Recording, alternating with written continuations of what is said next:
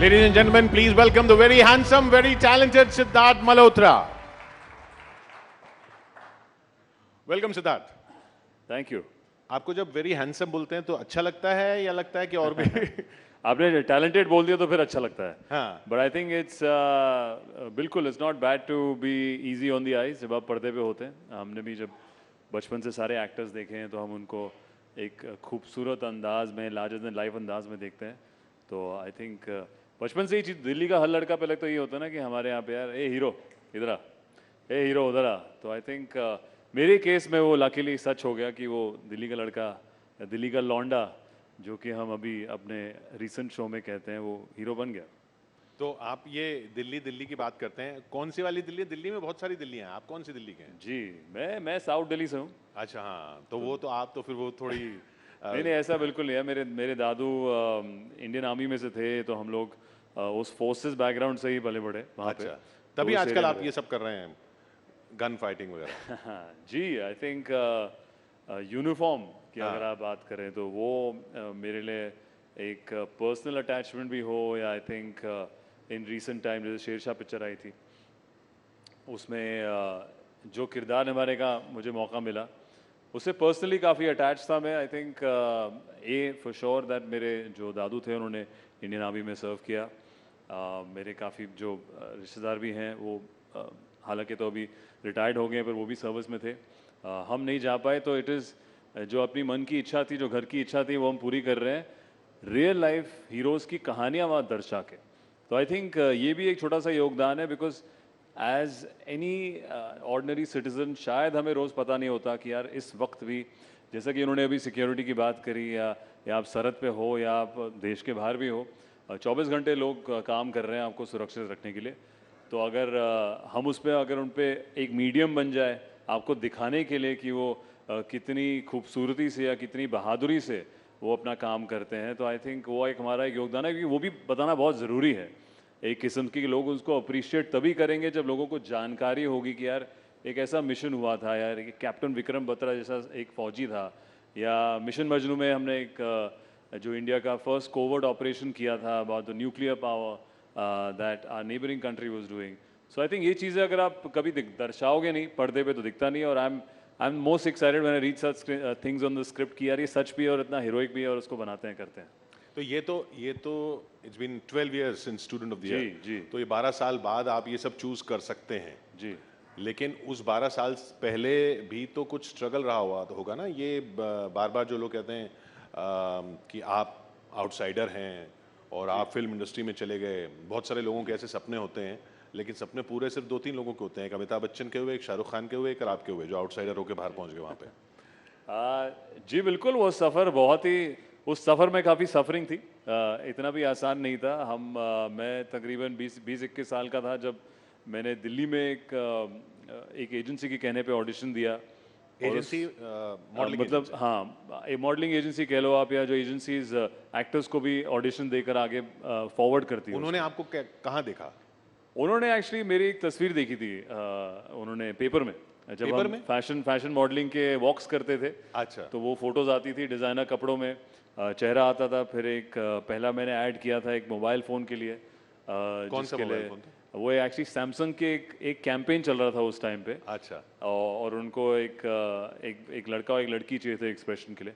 वो मेरा पहला पे चेक था सम आई थिंक 2,500-3,000 रुपीज़। उसमें तो वो मोबाइल फ़ोन भी नहीं आता होगा। हाँ उसमें वो भी नहीं आता था करेक्ट। हमारा उस वक्त हमारा वक्त सिर्फ इतना ही उसकी कीमत थी।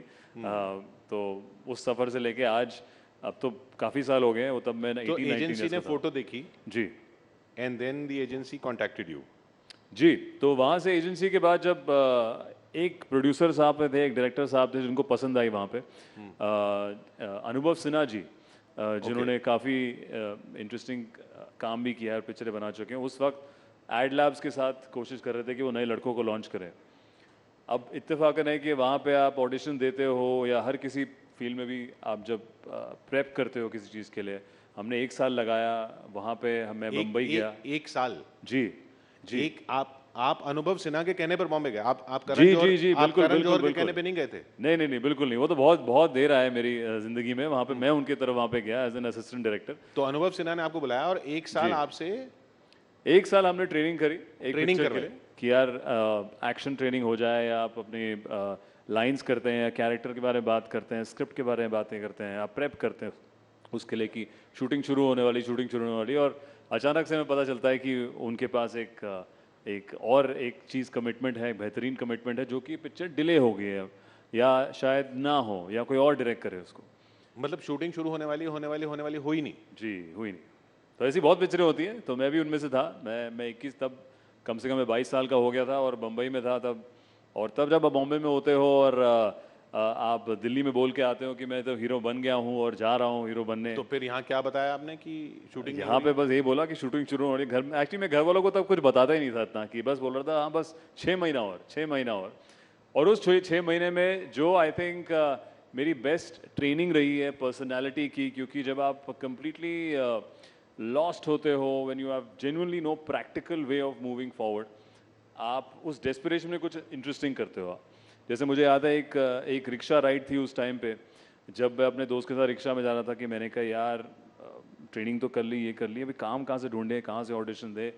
तो उसने कहा यार तेरी तो भाषा भी सही है, बाकी लोगों की भाषा हिंदी में, दिल्ली में हम हिंदी साफ बोलते हैं, तो वो कोई फलाने एक्टर की बात कर रहा था। तो मैंने कहा तुझे कैसे पता?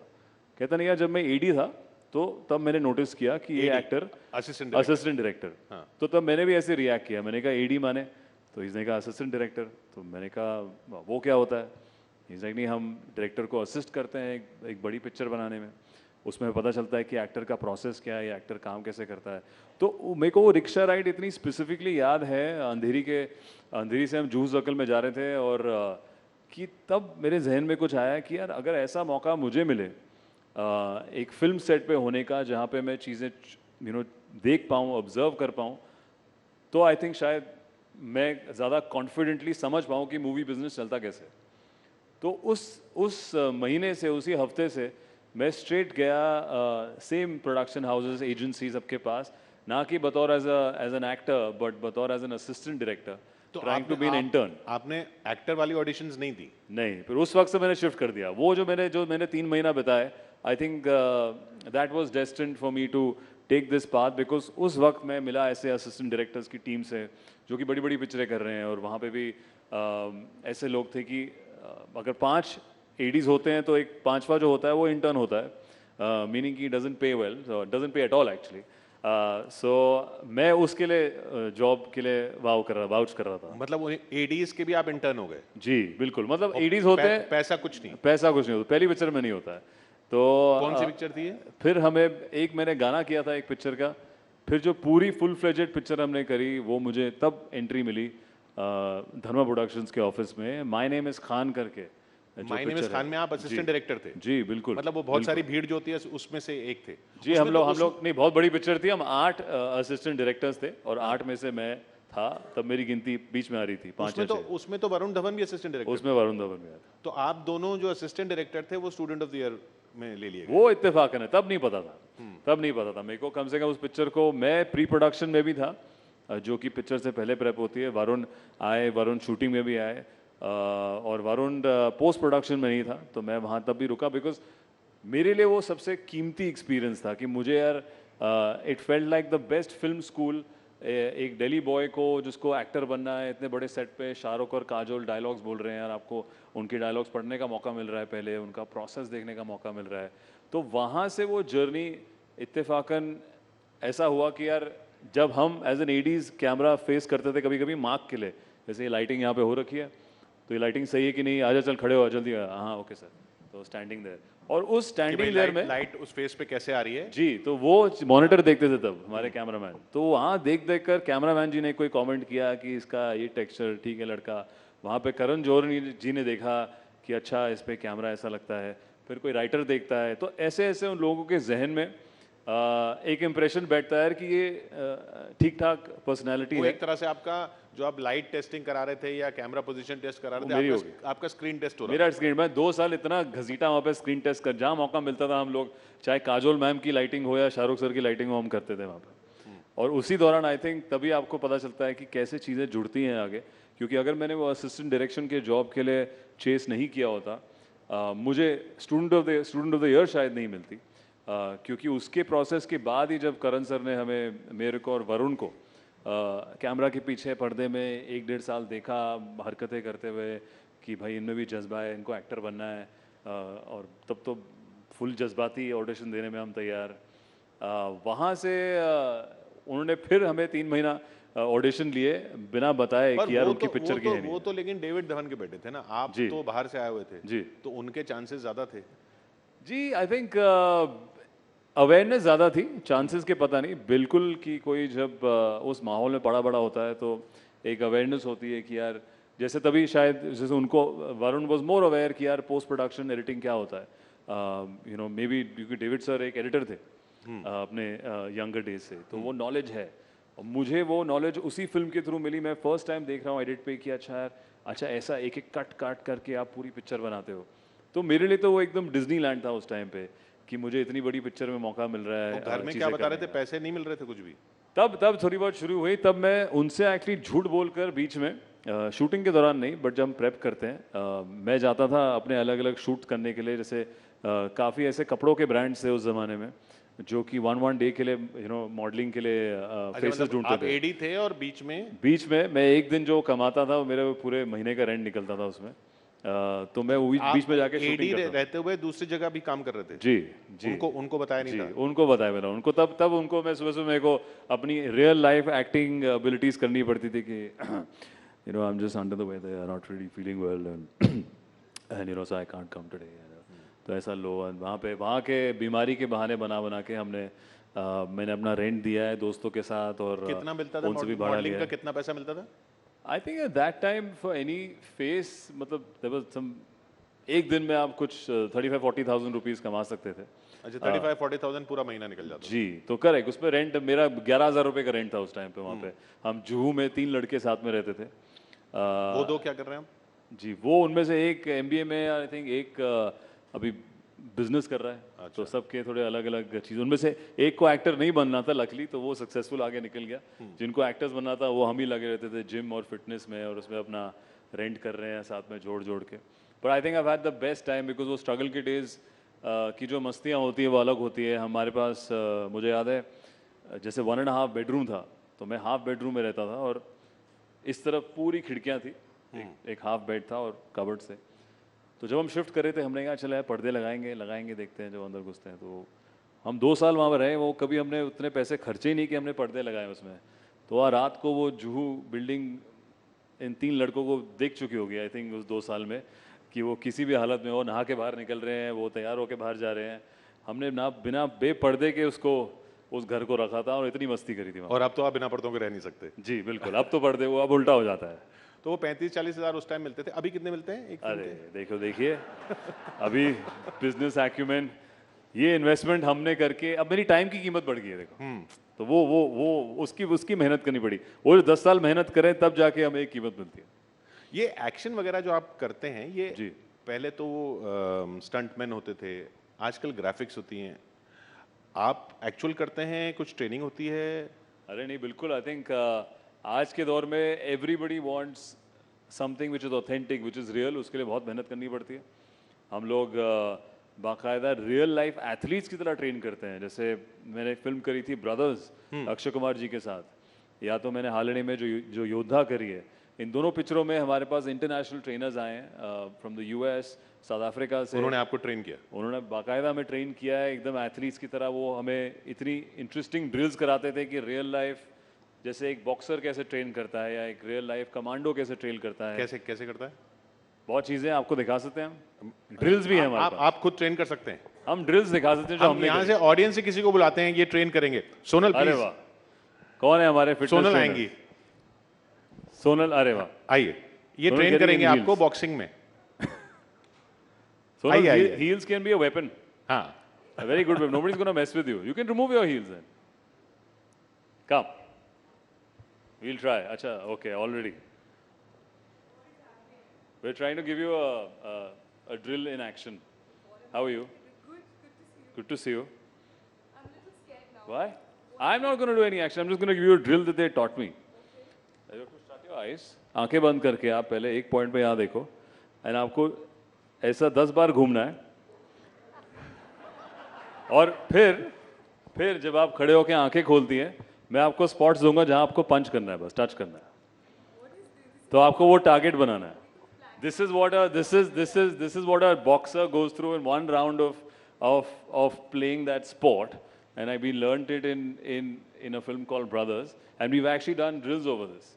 एक टाइमर होता है, एक प्रैक्टिस होती है, तो आप आंखें बंद करिए, अपनी उंगलियां टच करिए जमीन पर, and आपको 10 चक्कर लगाने पड़े. Sounding like black magic. I don't know. Sounding like black magic? This will come in handy. I want to see your fitness thing.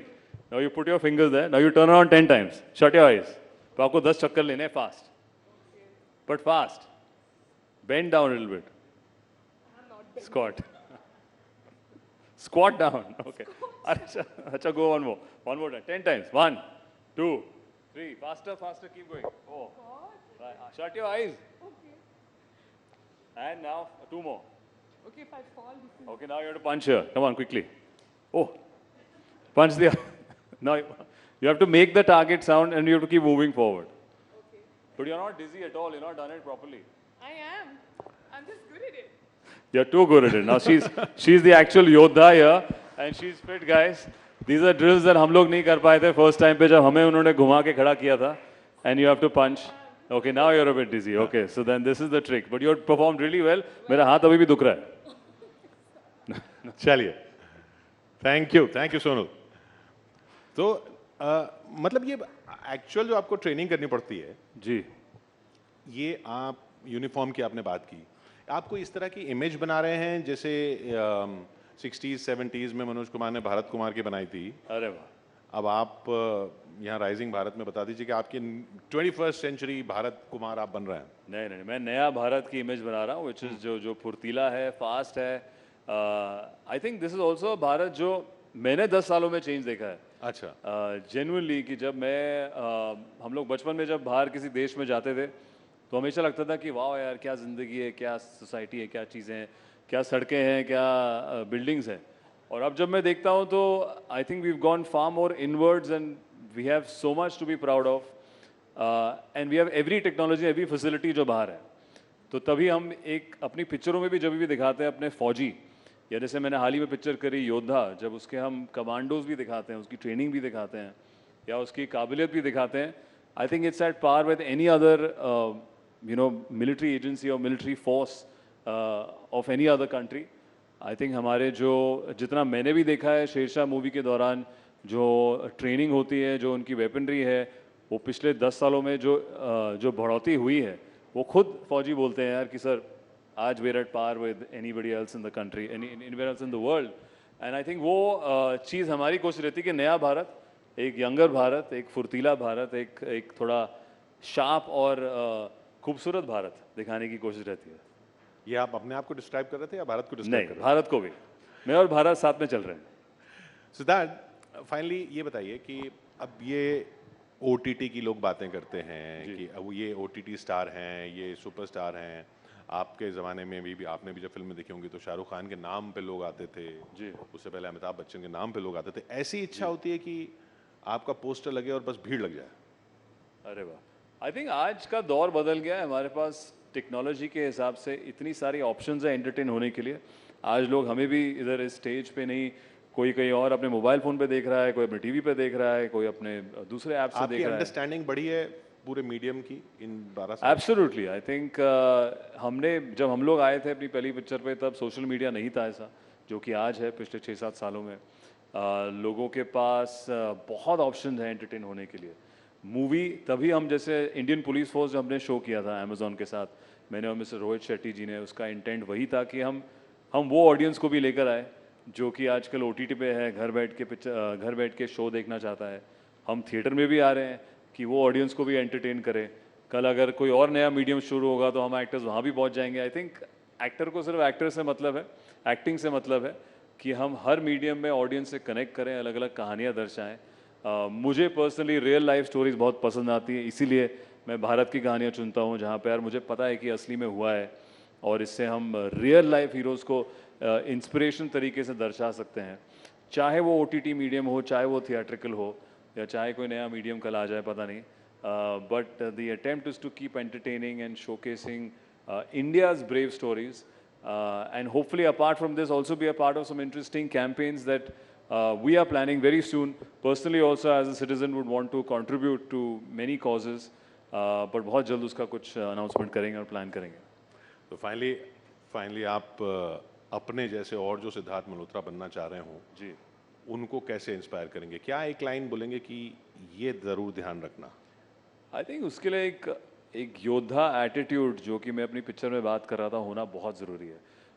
हमें कभी भी सफलता या सक्सेस आपको पहले वर्ड गो से नहीं मिलती, और अगर आप मिल जाती है शायद आप उसकी कदर नहीं करेंगे, स्पेशली भी किसी क्रिएटिव फील्ड में.